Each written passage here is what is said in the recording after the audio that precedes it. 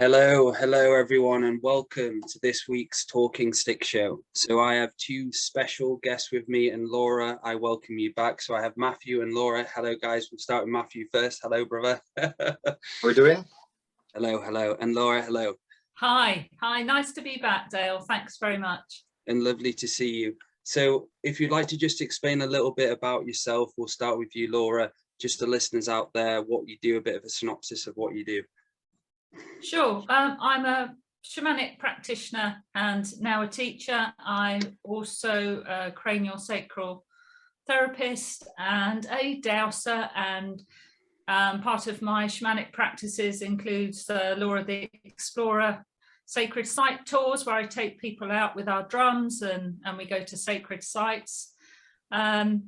I started a company called Two Feathers Medicine with Maty very recently, because we felt that there wasn't enough of a variety of a sort of holistic response to some of the gaps that are out there that are needed. And that's where Two Feathers Medicine comes in. What the world needs to heal is our strapline, and it can be in any walk of life. So that's a very exciting project that Maty and I are just undertaking now. Beautiful. And Maty, hello. So yeah, I've very much the same sort of scenario as you two, really. Like, all of us met through the teachings of Andrew Bartsis, and I haven't been an actual practitioner for that long, as in actually treating other people. I have done, bits and bobs of that, but my journey has been very much a personal journey, just working on my own self and just going through many just different layers of reality. So I'm a shamanic practitioner, an elemental shaman, a light language specialist, and an alchemist as well, a spiritual alchemist. So really, it's been about a personal journey up until this point. And Laura and I, we became friends a couple of years ago, and maybe 3 years ago now, I think it was, something like that. And we just decided that we've learned enough now, and it's time to share it.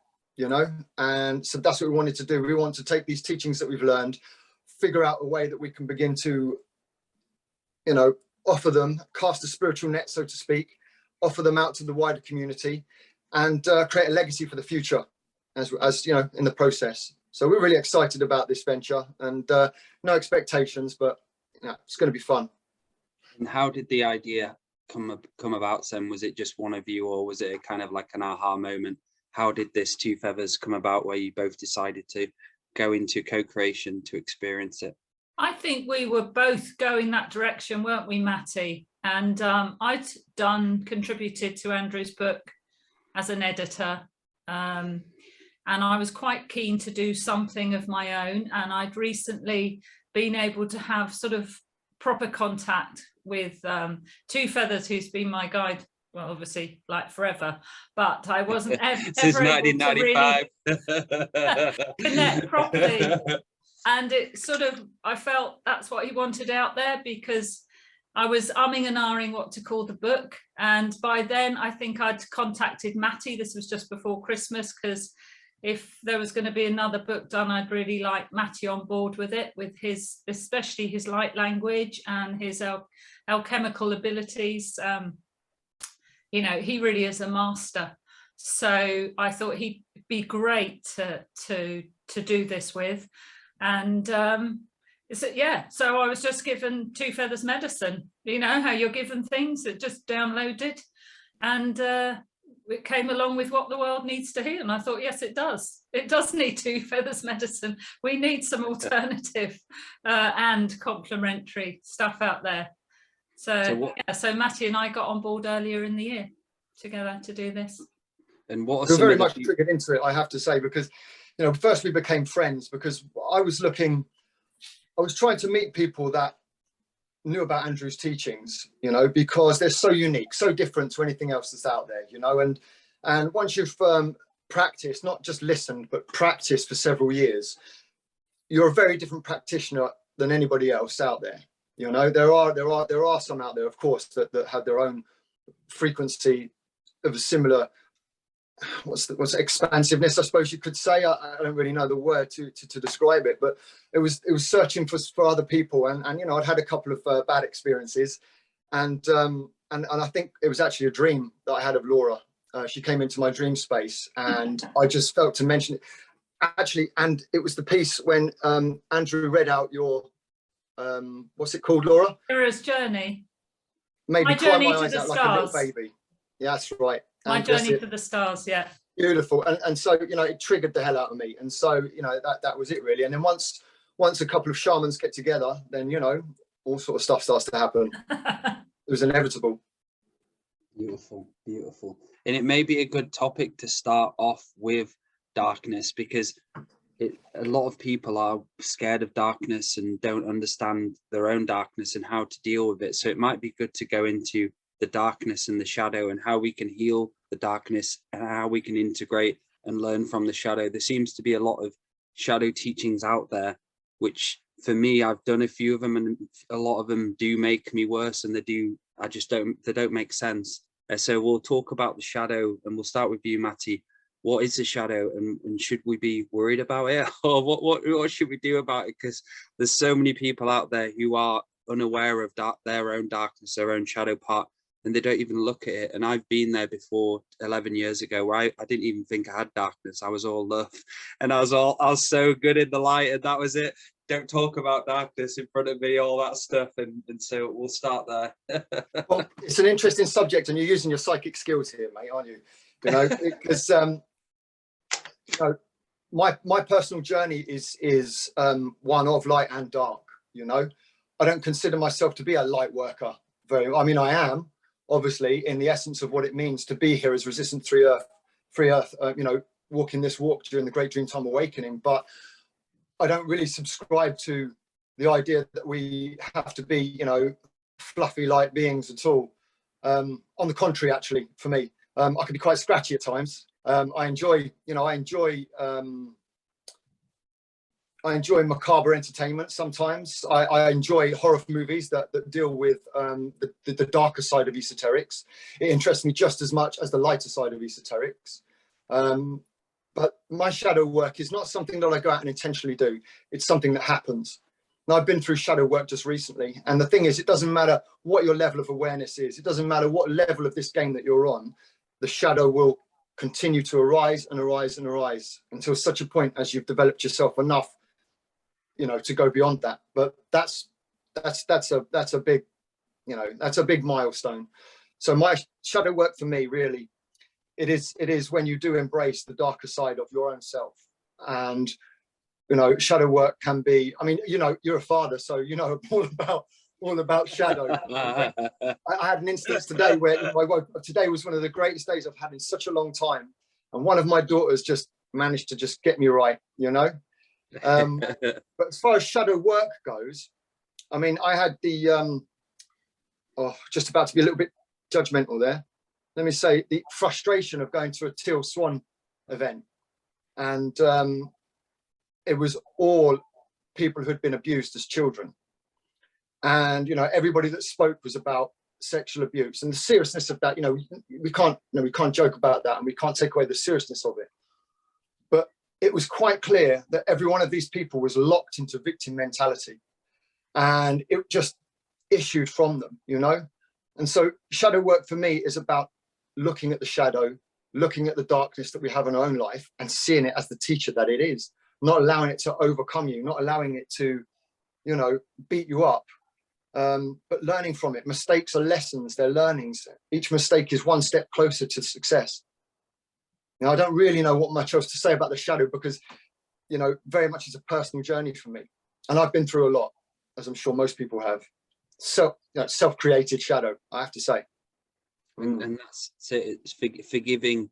So if you do something shit, if you do have those moments where the shadow will come up and say, hey, I'm here, forgive yourself, do the healing. And for me, what I always do is any darkness I have, or polarity or stress or anything, what happens with the kids are out there, I have to tell myself straight away, right, I need to be responsible for this energy now, and I need to go and clear it, integrate it, forgive it, and move forward. And that for me was the hardest part of my path, say 7 years ago.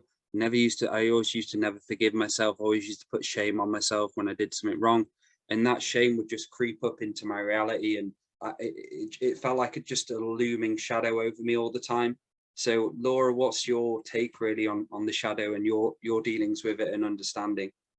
Well, I agree with Maty and you. I mean, it's an integral part of the journey, because if you're going to do your great work and do the work on yourself, then it's going to come up.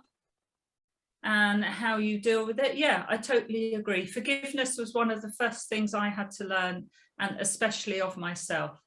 And then it comes to the self-care and so on. So all the process one goes through and continues to go through in your self-healing, the shadow will come up. And for me, I do a lot of work with bringing light in and anchoring light, and I love the sun. So I would always shine the galactic sun on that shadow. So not necessarily try and get rid of it, but maybe transmute it, because we know we don't get rid of it. It's there, as Maty said, to show us something. And it's, you know, what is this going to teach me? And I bring in the brilliance of the galactic sun, or the universal sun, on that I'm looking at.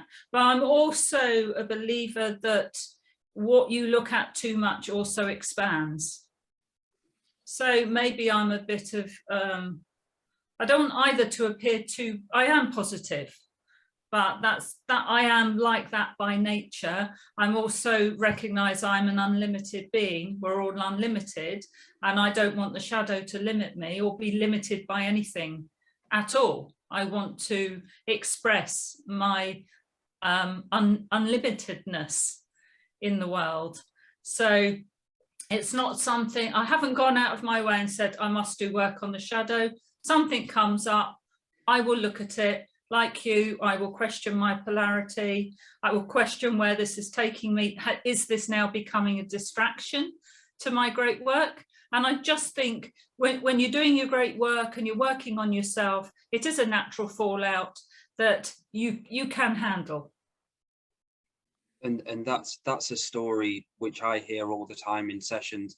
Probably I'd say so. I do like a 12-month maintenance program where people who are beginners to the journey, I'll give them sessions advice, kind of like stuff to do throughout their month.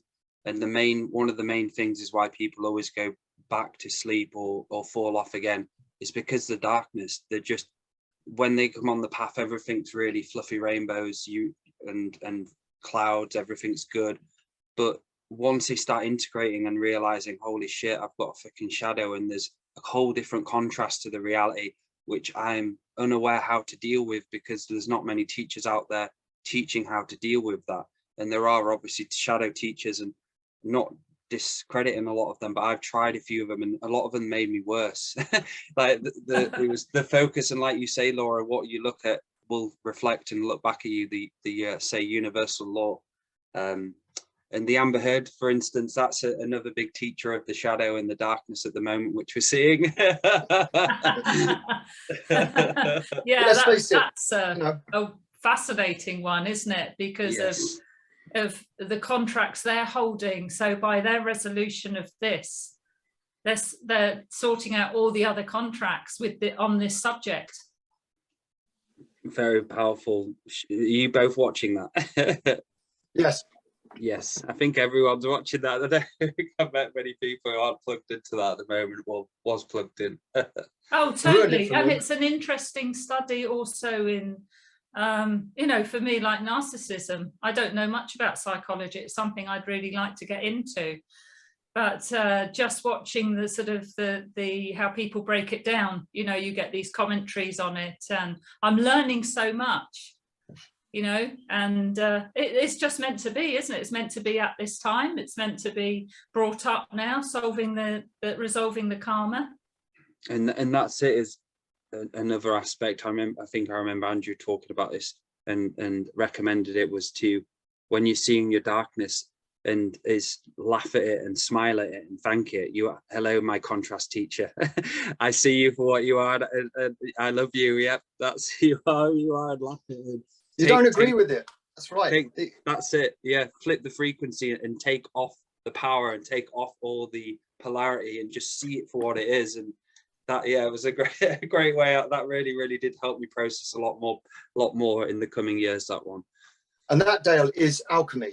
You see, and this is why so many people on the spiritual journey fail once they realize that they're not fighting unicorns, you know, because, you know, what they haven't been taught is how to alchemize what's coming up in their reality. Now, you know, where as far as the shadow goes, there are some times where I'll giggle and I'll say, all right, shadow, that was funny. That was a good one. But generally, I'll try not to agree with the shadow, because when you agree with the shadow, you become the shadow, you know. But if you can't learn to alchemize or make peace or accept your own shadow, then you cannot deal with the shadow of others, you know. And there's so much to be learned from the darker aspects to reality. You know, even some of the communications that the likes of us three will have with, you know, particular beings, wherever they may come from, you know, I wouldn't discount speaking to any of them, as long as they didn't try to attack me or hurt me, or you know, I'm willing to listen to their point of view. And without understanding or appreciating my own darkness and you know, the own work that I've done, that wouldn't be possible. I'd either be afraid or go straight into polarity. So you cut, you know, if you don't truly appreciate and alchemize the shadow, then you know, you cut off a whole load of experience and teaching for yourself. And how a good question would be, how do we deal with the shadow then when we are presented from someone who is throwing their shadow at us and many different dark frequencies? I'd like to hear both your opinions and views on this. What responsibility should we have for other people's shadow and other people's stuff, which you will see in spirituality, though, especially if you're doing it in a work, sometimes people's shadows will present themselves and like, oh shit, I've been seen, or the demon I've been seen. So, well, Matt, if you want to start. Yeah, I have a good answer to this. Now, in my journey, and this goes with human beings and non-human beings, you know, whichever it may be, as long as I'm in integrity, as long as I'm on my journey, and that doesn't mean that I'm, you know, the tip of the top, the peak of the pyramid or anything like that. You know, I could be having a shit time, you know, but as long as I've been doing the inner work, then the response is almost instinctive. I don't really have to kind of think, how am I going to outdo this person's shadow? The light in me will outshine their shadow instantly in a way that doesn't harm them or a way that doesn't harm me. And that, you know, sometimes, you know, like I keep talking about extraterrestrials and so forth, but there come a point where, you know, certain extraterrestrials try to attack me and the light just outshone them. I mean, I didn't do it myself. It just came out of nowhere, you know. I didn't have to do anything. So I think it's just a matter of, and that's the same when I speak with people. I quite often get people that try to either intimidate me or throw their shadow at me, or, you know, and sometimes it's a case of, you know, they may walk away and think that they've won, but the truth is that there was no fight, you know, just allowed it to be.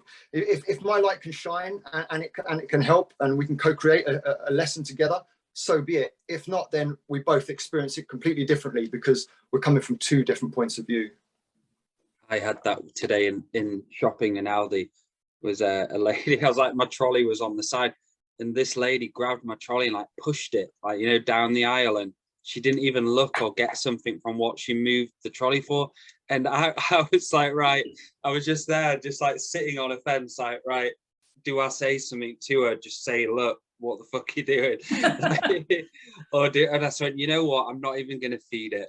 Just walk away and not even feed the beast, because that shadow or whatever it is trying to get my shadow or get my darker side to come out, and both go for it. Well, isn't this where that making a joke out of something does flip the frequencies? If you can keep it light and non-personal, I've tended to do that, and the surprise look on people's faces when you come over, just very pleasant. But it does take work, and it's keeping yourself in that heart-spaced, unconditional love mode, working from the heart, maintaining that sacred neutral stance as much as you can. And I do try and hold that unconditional love space for somebody, because it's far better for me than being triggered. It's far better for anybody. Having said that, as we were saying on last week's show, you then you do have to have boundaries. And I've probably learned more about that from watching my dreaming body in action.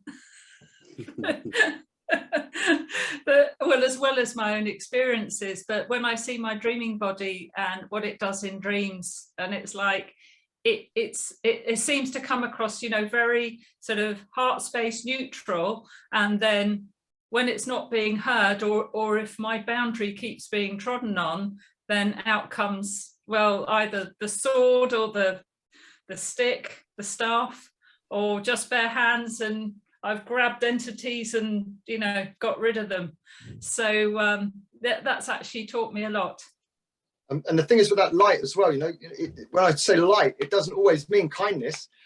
You know, if somebody gives me a certain interaction, you know, it's a flip of a coin sometimes which one you're going to get. You know what I mean? Because I'm not going to let people push me around either. You know, I'm very much not that kind of character at all. You know, I would hope that I have the wisdom, you know, to respond in a wise way, but I still have shadow aspects of myself, and sometimes it can be, you know, sometimes I think that you have to engage in a certain way that's not personal, that's not physical violence, but letting somebody know, don't fuck with me, don't cross those boundaries. I'm offering you peace right now, but you can see my power, my personal power. You know, and that can be done seen and unseen. Yeah, and that's something what I've had to learn is people overstepping on my boundaries and knowing when to say something and knowing when not to say something. I think that's the best way going forward for me personally, was when do I actually say, right, this is out of order, I'm going to actually speak to you now. Before I wouldn't, and I just let it all roll over me and let me be walked over or whatever. And yeah, you're right, we have to stand up for ourselves, but not in an aggressive, attacking way, but in a sovereign, powerful way where we are just declaring that, hang on a minute, you're overstepping my boundaries, I feel uncomfortable here. And how often do we see that going out in public where you're dealing with, say, a city or somewhere which is high, there's loads of ghosts and demons all around there, and you see people left, right and center, and drama just enfolding that side and all these ghosts and nasty stuff happening. Oh yeah, I mean, I'm not advocating violence just because my dreaming body gets a sword out. It's really the sword of truth. You know, it's a sword of authenticity, and it's a sword to cut cords. The problem is, once somebody has sort of triggered you, you're then entangled. Yes. I really don't want to be entangled with their energy. So I would always do my best to either flip the frequencies or just really move away if you can, and just sort of not let it, not have the interface. And that was something. And unless, as you've both said, unless it's something where somebody's physically coming into your space. And I'll use violence, and I absolutely will give myself permission to use violence, and I'll do so without guilt. Definitely. As if someone broke into my house, excuse me, may you leave? Really nicely. See how far that was going to get you. See, this is shadow. We're talking about shadow now. You know, this is the subject. So, you know, we can't pussyfoot around. And with regards to the dreaming body as well, you know, I mean, there are times where, as a spiritual shamanic practitioner, I don't really. There's so many different words you can jumble up that mean the same thing, really, isn't there? But as a practitioner, especially one that has a level of awareness, like all three of us here do, where we can see into the unseen realms, sometimes violence is a necessary action, not an attack, but a form of violence. And there's many different forms of violence. I mean, the dream world is unlimited, so you know, violence in the dream world isn't quite the same as the physical world, is it? And it's interesting you're saying that, even on like a perspective of a macro perspective of, say, like the multiverse or everything what's out there. When you say Atlantis rose and Lemuria rose, they were obviously had to deal with all of that. They had to deal with loads of violence, and it's like you're like, oh, it's all love and light, and it was all light, but realistically out there in the multiverse, it's mainly there's violence left, right, and center. I'm sure there's the galaxies like Pleiades and different areas which are basically unified galaxies, but we are that contrast in this galaxy of free will where there's just that dark and light constantly in the films, dark versus light. And it's trying to just figure it out, isn't it? The big hairball. Yeah, when I first read Harry Potter, I was a real light worker, and I was really upset at all the dark in it. I thought, why did she have to put that in? Completely missing the point. I used to hate slivering, but now I love slivering. Yeah. I used to despise it, like, oh no, that's horrible. There's some great movies out there. There's some great films out there that are on the dark spectrum. If you're an esoteric practitioner, there was one of them, Hansel and Gretel. Have you seen that? The modern version. That is a great film. There's a lot of imagery in there that lets you know that it was a lot of it has been written by real Team Dark. You know, some of the jewelry and that's in there and so forth. And the subject matter, of course, children and a witch. I mean, you know, it's obvious where that one goes. But the esoterics in it, I thought were amazing. You know, there are no real esoterical films that deal with the light, you know, but plenty that deal with the dark. Yes. Yes. Absolutely. Yeah. Yeah. And that was something on the Galactic history shows, which I was quite surprised at, was the amount of war which has been happening left, right and center, where just species have been at war with each other for millions of years, and they decide not to be at war, then decide to be at war. It's constant, really. But yeah, moving from this aspect, let's talk about ghosts and entities, because I do feel this connects to all this darkness here. And from your perspective, Laura, and we'll go to Maty, what is a ghost and what is a demon, and so on? Okay, a ghost is basically stuck, I think, on the astral realm. So somebody passes, things are unresolved, they've died in a lot of pain, they haven't done the forgiveness work, they just can't move on for whatever reason, and they need help moving on. So they tend to attach to the first being of light they see.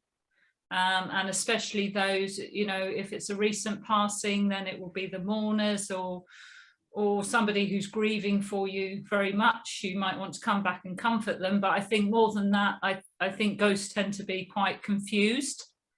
And I think on the whole, the ghosts I've had to deal with are reasonably harmless. They're just confused, they're lost, they don't know where they're going, and there's many different techniques. I just build a rainbow bridge.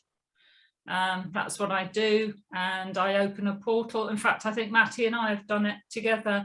Open a portal and take the rainbow bridge as high as possible, and help them over to the other side to meet their guides, guardians and angels, or whatever, their whole divine soup, to help them cross. So most of the ghosts that I have come across are fairly, I won't say benign. I mean, they can mess you around, but as soon as you put your foot down and they know you mean business, they tend not to mess with you anymore. So there must be various grades, but I guess getting onto demons has lots of minions. Yes. And I'm not one to meddle with demons. I know what I came to do, and I know the level of my awareness, and I know they're there. I see them in action through other people and children, which I don't get disturbed by it anymore, because you can recognize the patterns, and you know when even a person is not being them, the demons come in. And that sort of thing. I can recognize that.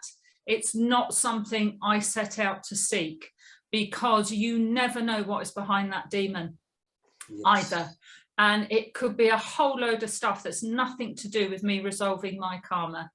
And I just might make things worse for people. I mean, I'm quite a practice shaman. I've had to deal with it, as I say, in my own life. I've had to go to places and deal with it for other people.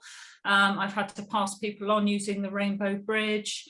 I've had to even do, well, certainly with myself, I became so haunted, I almost wanted to commit suicide. So that's my first-hand experience. And I had to have a lot of cord cutting done and a lot of work. And I think I've said to you before, personally, it was only Andrew I knew who could do that. So for me, he did a tremendous thing for me. a few years ago. But I know how to protect myself from their energies, but I don't go looking for them. I think this is very much Maty's topic. Yeah. So just go ahead, bro. So I'm okay with the ghost community, man. I mean, you know, it's so basically the ghost community is a community that's based on commerce. Okay, so it's a discarnate human that, for whatever reason, didn't cross over, because that's their journey. We've all been ghosts. And they basically feed energy from humans. That energy is, you know, they only have maybe 1, 2, or 3 ways to harvest energy. That energy is then moved through a hierarchical system of commerce up the scales. So a demon would be, I say, like a, I mean, ultimately the system is the top of the pyramid, yeah? You know, the court systems and so forth, as far as the ghost energy goes. But the demon would be, I don't know how to describe it, like the boss, you know? And a demon has thousands of ways. A demon's like hundreds and hundreds and hundreds of years old.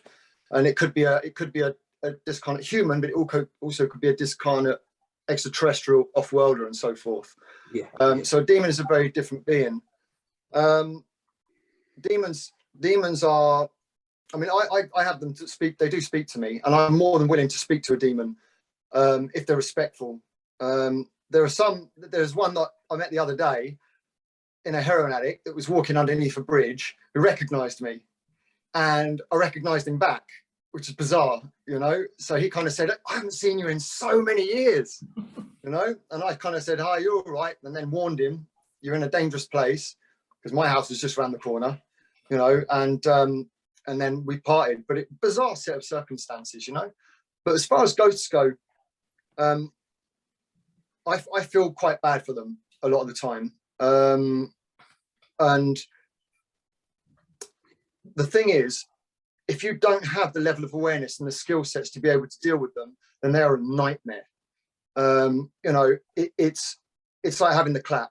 It won't go away unless you deal with the issue. You know what I mean? It's just not going to get better. It's going to get worse and worse and worse. You know, and so that's kind of what it's like. You know, when I first became aware of the unseen worlds and the multiple layers of reality, I suddenly realized how haunted my environment was, and it was a big deal for me to deal with it.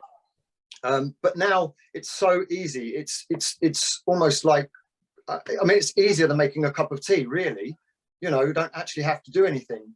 And Laura and I have done it where we'll be in a place and we'll just open up a portal and extend it to a large area, and then call to any discarnates that are in that area that here's your, you know, you can come and walk into this and get crossed over, and we can carry on doing whatever we're doing, you know. And then when it's done, we'll close the portal and be done. So, you know, it's really not that difficult to deal with. But I do feel that they are very much a victim of this reality, you know, very much so. And some of them have wandered around. As a matter of fact, it was a ghost that some of my first as an adult interactions with the unseen world. So you could call that a spiritual experience. You really could, being approached by ghosts and frightened the hell out of by them. And what do you feel that, say, a ghost, like a spirit, say, passed on? So would you say that the ghost is an aspect or a shard than the actual I am who goes on to the ancestral world? Would it be, say if you have someone who passes who is a drug addict, and that part of their shard, which was the addict, which was in that suppression, that part stays and the I am goes, what would you say that, would you say it's a soul shard, or would you say it's like I ams, if you get what I mean? Yes. It's not something that I'm able to really explain, or that I really completely understand, to be honest with you, Dale. I do know that for me, the ghost is the human soul that didn't cross over. So it's stuck in a dimension overlaid over our own, and it cannot take another life. So obviously we have our higher self and all the other lives that we've ever lived in a big string that's all in the actual now moment. So they're all happening simultaneously. So it is a part of a whole, but it is that particular human that died. And once they cross over, then they can have their life review, meet their ancestors, and then go and take another life. But while they're wandering as a ghost, they can't do that, you see. So I think it is that I am. However, there are certain beings, like I've had issues with this myself, some beings that will cross over the life review because they've done such horrific things the life review will then fracture their soul, and then you'll get shards, and these can become like demonic type entities, or what's the word now, incubus, succubus style type beings. I think there's a lot of big expression of them, lots and lots of different ways that they can. And it reminded me, was it a float the other, was it last week? I saw in the float, I could see this just like parasite, humongous parasite in front of me. And you know, when you can tell there's some ghostly stuff going on, say with the children or anything. So this week I'm doing a lot of intentionally clearing them and clearing the house. So they're all different aspects. What about parasites and like AI? How does that correspond to ghosts and demons? Laura, if you want to, or Maty. Yeah, I've seen parasites. Well, my version of them with my third eye. So inwardly, I've seen them, and I'm aware of them, and I can almost feel them. Which is one reason, you know, for the practices of not having your mobile phone on next to your bed. You know all the stuff. Turn off your Wi-Fi at night.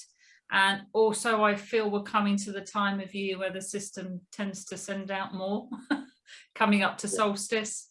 So in some ways being online less, I try and be online less. I think because, I mean, there could be stuff not in my awareness, you know, but I think I do a good standard of spiritual hygiene. So as far as I'm concerned, I'm keeping myself as spiritually clean as I can. I'm not saying some don't come through, but I do my best. Kind of catching balls all the time. Yeah. One of them slips through the net. And parasites are very easy to deal with, man. Parasites are super easy to deal with if you have a certain level of awareness. A lot of the time I see them coming through mirrors. So we have next to our Wi-Fi router, I've got a pot of salt with a couple of crystals and that in it. Yeah. And you know, it just sits there, and I've never seen anything go in and out of that, but I know that they do. But I don't have any mirrors in the house. Any mirrors that I do have are, you know, mirrors that I say don't have, that's obviously a lie. We do have mirrors, but we don't have any fitted mirrors in the house. So any mirrors we have are mirrors that we hold, and, you know, they're put away. I mean, we're getting a little bit slack with it at the moment, but just because we're a little bit confident about our environment now, you know, we don't have to be so anal about these kind of things. But I once watched one of my girls take the mirror to the bathroom, and as she passes the bathroom is where the router was and the salt, and I saw this little ball of light go into the salt out of the mirror. And you know, so there's so many different ways, but they really are, like you say, a parasite. No, that's what they are. And if you've got the right medicine for a parasite, it's super easy to kill. I think psychic attacks, I'm more in tune with that because I've had quite a few of those, and that's something I can discern more easily probably than parasites. I can feel that coming in, and because for me it's like a ball of energy, and I've seen my light body at night in a dream come out, and it's almost like watching a cat fight, you know, where they form a ball and just sort of disappear off into the distance squealing, and that was me dealing with that psychic attack. And you can feel it coming in, and if it comes in too close, it can manifest in something in your body. So I am more aware of those, which are dark thought forms, is what they are. And that's what about AI? AI, that's just quickly, one of my experiences, guys, was I remember 6 years ago, I was on doing a Reiki training workshop, and I shut my eyes, and there was a being. It was a reptilianoid being, and it was just staring at me, and this was a big lesson for me, huge lesson for me. It was staring for me, and I just said, and I poked it quite hard with my finger. I just literally poked it, and it hurt me. Like, it really, really hurt me. It completely blew this energy at me, which I was teaching, and I was like, wow, that hurt. So I was like, it was so like you say, Matty, that there is a line in the level, like you talked about, Laura, with the demons, where you have to kind of outcreate them in a sense, where know they're there, but not be stupid in a way while you're going out and attacking, because I've learned what happens, and it fucking does hurt when someone zaps you quite hard who attacks you. It wasn't a nice experience. When poked straight back at him, I was like, don't fucking come into this space. Like, and it was just like a huge surge of this nasty energy coming at me. And I was like, and back then I wasn't really at the level I do spiritual hygiene and the what I do at the moment for my protection, so on and so forth. So that then was a huge lesson for the light work of me back then. However, if you did that now, Dale, if that happened now, you'd probably be able to say, oh, pop off, be a good lad. Off you go. Yes. I've actually made peace with the Draco, man. You know, they've tried to attack me on a few different occasions, and as soon as I start talking about them, I can feel their gaze. You know, but we've come to an understanding, and again, it comes back down to the work that you do. If you diligently practice and you try to be a better person, and you learn from your mistakes, and you have that regular practice, and you keep going. These kind of beings can't hurt you. They can't really touch you. You know? But it's also knowing, it's that old idiom, as Andrew's always saying, what you look at looks back at you. Yes. And I remember talking to a friend of mine quite deeply about a demon possessed child. And I'd sort of been trying to help sort of from a distance, and both her and I got attacked that night. So I really learnt my lesson then. And also when I was going through my a shaman's death and losing the martyring side of me, I was in and out of hospital visiting my sick father, and poking my nose in a very sort of light worker style, going to other beds, you know, people who were dying, giving them comfort, going to buy them a newspaper, thinking I was doing good. And I might have been wearing like a Velcro suit inside out, because it used to, whatever I picked up came home with me in the car, and I had about a 40-minute drive, and I would gradually feel worse and worse as I left that hospital. Yeah. And I got towards home, and I would go home and I didn't know where to put myself. I couldn't eat. I went to bed. I got out of bed. I'd read one of Andrew's prayers. I remember, because I was with somebody, then I had to go to the garage to sage, because he wouldn't have liked saging. And saging gave me some relief. I've been known to have a salt bath in the middle of the night. And I got to such a stage, it had taken, or it wasn't just one, but it had taken so much of my life force, I could barely stand up. So anywhere I went, and I'm talking like a public toilet, would make me feel worse, because I was such easy prey, and I'd allowed myself to get to such a state. But I realized I had to become this. I had to learn through this, you know. So there was a lot that came from that teaching for me, and able to help others. But it siphoned my life force to such a degree that friends would hug me and say, "You're not there. You're not in your body." And of course I wasn't. Most of me wasn't, because it couldn't cope with it.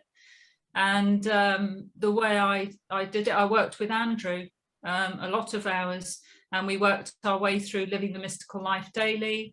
I was recommended, he said, go away and get some water treatment. And even now, when I've done treatments, I will go and swim, have a jacuzzi, have a sauna. Yeah.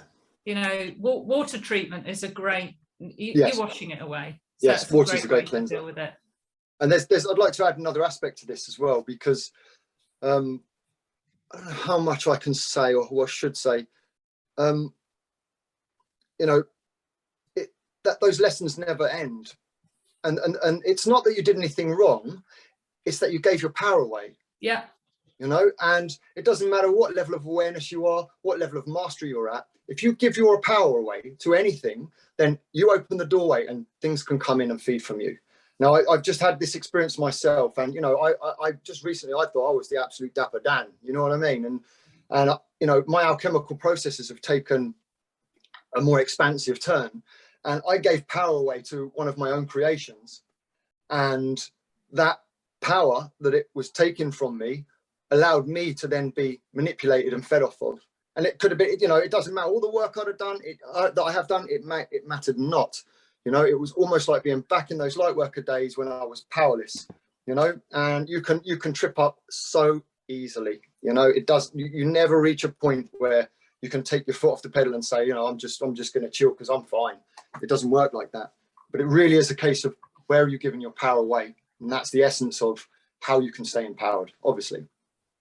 Beautiful. And that's it. It's all this talk and what we're talking about, going back to the basics of self-healing, self-care, self-nurturing, looking after yourself, doing the trauma work, because I've gone through the flips of the pendulum where, say 7 years ago, I remember I went straight into teaching Reiki and I wasn't ready for it.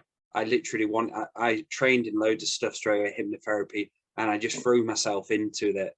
And it was like I was doing ceremonies and stuff like that, and it got to the point where, because I wasn't doing the inner work, fortifying myself, having the fun, all of the different stuff which we've learned through Andrew's teachings and many others, I had loads of back doors open to me. So I had a hard time with clients because I'd get someone who had a demon or had some really dark, dense energy, and I'd have to hold my frequency and not allow my shadow and doubt to kind of come through. And I was attacked by helping people and stuff like that, until it got to the point, say 3-4 years ago, where I was really, after a few years of doing 6-day-a-week practice of actual fun, variety, ceremony, and actually enjoying life. Before I was obsessed, and that created me to actually be able to deal with clients and not get overwhelmed with them, not take on their demons, and be protected. And it goes down to that inner work, doesn't it, of looking after yourself, fortifying your reality, making sure you heal yourself, because that in act is going to be the biggest thing for a ghost or a demon, is how well you've done your shit, how well can you hold your shit, and can you give them power away, like you talked about, Maty? Yeah, and some demons are fucking huge. You Yes. know, there are galactic expressions of this. Do you know what I mean? There are macro expressions.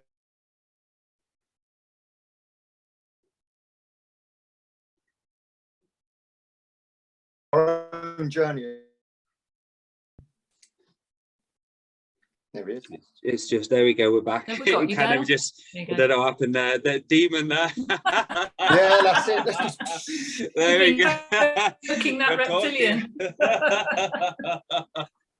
I think we're all good to go. Go ahead, bro. That was it. That was it. No, that was it. That was... Yes. So the last bit, I think did you hear the last bit, Laura? The last. Yes. Yes. So it would have been recorded and you would be able to hear that. So dealing with them, and how do we deal with ghosts then, Laura and Maty?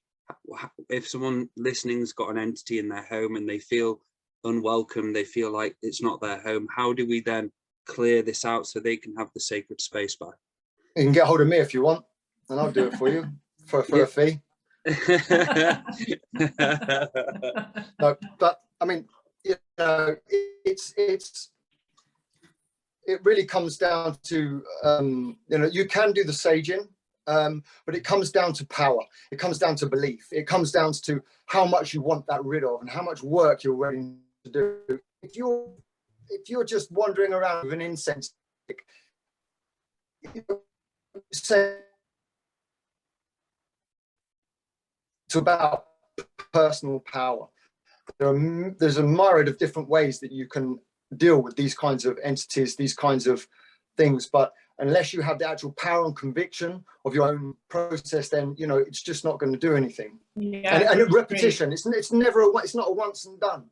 It's not a once and done. No, and the other thing is, I think what Maty's alluding to, I think it's very important that people take this on themselves. It's not something I want to take on. I know Maty's done it. I would rather teach the person to be self-empowered and do it themselves because they've got the connection to it. But neither would I like to put somebody in a position where they felt out of their depth and they could be attacked.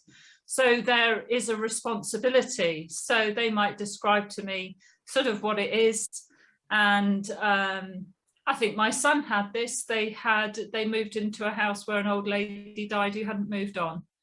And there was things like she was rattling around the house basically and knocking doors, and the youngest child had actually seen a being and so on.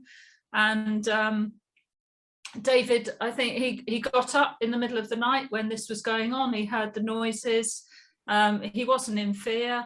And at the time, I didn't really know about the Rainbow Bridge. So I told him about creating an arc of a doorway of gold, and asking that, explaining, greeting the being and explaining that they were here now and that she needed to move on. And luckily we had found out it was an old lady. And that was quite by coincidence. We were able to find out it was an old lady who died in the house. Yeah. And he opened the golden doorway and showed her the light through the golden door. And he created this in his mind, and it must have been powerful enough because it worked. And he doesn't do the work we do. So on that level, yeah, it's fine. If you're holding the frequency of love in your heart, if you've got that heart-spaced awareness, enough of it. And he was having crystals and things around the house at the time. So there was also a belief that he could do it. Fine. But anything much beyond that, I wouldn't want them meddling in it. I wouldn't necessarily suggest they did that themselves, because they could be opening themselves up to things that, are beyond their ability to cope with. However, I would like to answer the question directly, though, Dale, just in case there is anybody listening to this in the future that is dealing with this kind of thing. Exactly what Laura just said there. Your imagination becomes real. It's your belief in what you're doing that has the power. Now, ultimately, as human beings, we have the power. We do have the power. And many ghosts are just waiting for that scenario. Maybe it's a contract most of the time between you and that particular being, that you will be the one to cross them over. It's really not a hard thing to do. If you're dealing with one that becomes angry and violent, then you've just got to persist. But saging is great, but it's not just walking around with one sage wand. It is smoking that house out till it looks like it's burning to the ground. Shut all the windows, smoke it out and release it. And then you need to come up with a meditative process where you put a shield up around your home. Actually physically see a shield around your home. And as Laura just said, some sort of process where you address the entities in the home. You say that you are the being that lives in that home. It's your sacred space, and you have decided that you no longer want them there. And then you just cross them over. Maybe people say, bring down the white light. I mean, a lot of people said, oh, not the white light, that's a trap. But no, that's not true. Definitely move them into the light. Call for their ancestors. Call for whoever you can, whatever help you can. Light some incense as well. Light some resins and say, ancestors, I light this incense for you. Come and help me. Any sort of process like this will do. You can do it yourself, but if you're dealing with something that's particularly nasty, if you've got people in the house that have suicidal tendencies and so forth, get a professional. Beautiful. And that's something I deal with in a lot of psychic surgery sessions. Is sometime there'll be a being which actually will feed off the session itself because it's that advanced. So you'll be then working on, say, the organs, say the spleen or some area of the occiput, which usually a lot of people have issues with the occiput and the brain. There'll be some kind of loopholes there, and you'll basically be having to increase loads of light around you just so you're able to do your stuff, because they've basically got someone waiting outside for them to finish and jump back on them. So it's like you're doing the work and they're just in the waiting room there, and you can tell there's subtle weird things going on. This is why, Dale, I truly believe, and this is what we want to do with Two Feathers Medicine. It is not about just us doing healings on people. Because obviously this, Dale, it's up to the individual whether they choose to take on the work or not. 95% of them do not choose to take on the work. That's just the nature of the reality that we live in at the maybe moment. 98. Maybe 98, absolutely. However, any form of healing that's given must be backed up with, here's your homework, this is what you need to do to upkeep what has just been done. This co-creation that we've just been through, here is your responsibility. This age that we have of Reiki healers and Reiki masters coming out of the woodwork like bloody woodlice everywhere, it's not real. It's not real. And I'm sorry if there's people out there who are love and lighters, who are Reiki masters, who feel like when they're with their mates or exchanging treatments that they're doing well. You're not doing well. You're making things worse. you know, you're making yeah, things and look. also the what I was always taught, and on my light worker journey, it was invocation. Great, you know, so you call in this and you call in an invocation forgiveness and all that, wonderful, but it doesn't mean diddly nothing without revocations. And it's like, You've actually got might, to get, sorry? That's what I was going to say. It might be powerful in that moment, Yeah. in that actual moment where you're having that healing, that might occur. But then what do you do to upkeep it? Because the moment you go back into a soup of miscreation, you just pick up dirt again and you're back where you started. Yeah, you've got to get the balance. So the revocations, for me, I've always done probably more revocations than so-called invocations. But in the light worker industry, I've not heard many revocations at all. All you hear is invocation to the light. Archangels and bloody Jesus and whatnot. And yeah, this is it. You know, it's not personal power. No, exactly. And that for me was, say, the teaching I do, and Andrew actually helped me do a lot of the course and the one-to-one practice and everything of how to do certain situations with things what go on. There was a scenario where there was a gentleman and I could tell straight away that there was something going on, and all it took was me to flush it with light and flush it with high energy, and it just completely disappeared. And that going back to the light and the light worker stuff, is I had to then integrate and understand that it's important to use light frequency, high frequency when you're dealing with any ghost or anything like that, because 9 times out of 10 they can't be around the frequency. When you put the switch up, they'll have to just go because it's too much for them. Yeah, and I've had clients for CST and they've gone very cold, and you can feel the cold, and you know that's entity, and you know that needs to come out. But some sessions you just have to stop, because either that, I'm not saying it's not my responsibility, but I've also got responsibility for the client on the couch. So no, you're there. It might just be too much for them at the time, and it's something I'd like to see brought more into craniosacral, is the spiritual hygiene. Because what happens is these sort of, you know, entities come off, or whatever you want to call them, you know, these negative energy comes off. And some people have gone away to be sick, you know, to throw up, because they're finding it difficult to actually handle that level of intensity. And unless you're going to go in with some level of spiritual hygiene, you are going to struggle. And I think that's why I like to put my cranial sacral under the Two Feathers Medicine banner, so I can do my own version of it that doesn't lose any of the integrity of cranial sacral, but adds something to it, and that's a responsibility. And something that we wanted to do, Dale, was something that we were playing with, was the idea of, imagine having a psychic surgeon or shamanic practitioner working alongside a craniosacral therapist. So Laura and I wanted to develop a special kind of elite treatment where we work together. So one is performing craniosacral therapy and doing whatever, but the other one is removing the entities, doing the bits and bobs, you know, doing all the other bits as well. If you combine these kind of treatments together, then you can open up a whole new doorway of what healing is, and you know, the capacity that it can go to, you know, and something that's experience. And that's it, man. It feels for me that all the Reiki and me learning Reiki in the past, that it teaches you the skills of doing, say, some work, but it doesn't teach you, like you're talking about, Laura, to actually be disciplined, how to have a life, not be overwhelmed. And this is going to the stuff which we're both creating something which we feel like there's areas which need improvement in the spiritual path and the trainings and everything out there. And for me, that was the psychic surgery stuff was great, because as much as everything like light generation, entity removals in there, there's 60% of it as well is maintaining your frequency, not being overwhelmed, revocations, fire ceremonies, 1 degree of separation ceremonies to make sure you detach from your clients each month, all of sorts of bits and bats through that. It was, and I was like, you look anywhere and there's no one what does it. There's so many different energy trainings, but there's not many. That say there's like 1%, 2%, which actually help you as well as a person, help you with trauma, so you don't have back doors, back loops, which I've had in the past. angelic Reiki opened me up to more negative stuff than it did positive in the first few years. So it just shows you. It's like, if you imagine like a ballerina, someone like a ballerina, you know, if you were to watch somebody perform this amazing dance, you know, it could be 5, 10 minutes, 15, 20 minutes long.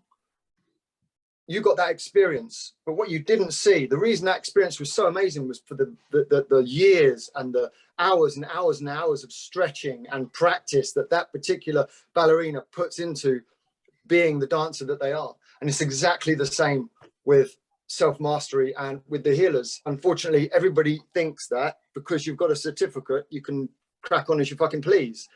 And it's just not the case, you know. It's an upkeep. You've got to stretch those spiritual muscles constantly. Well, on the angelic Reiki itself, which when I don't teach angelic Reiki anymore, I've decided to just focus on the psychic surgery training and other stuff.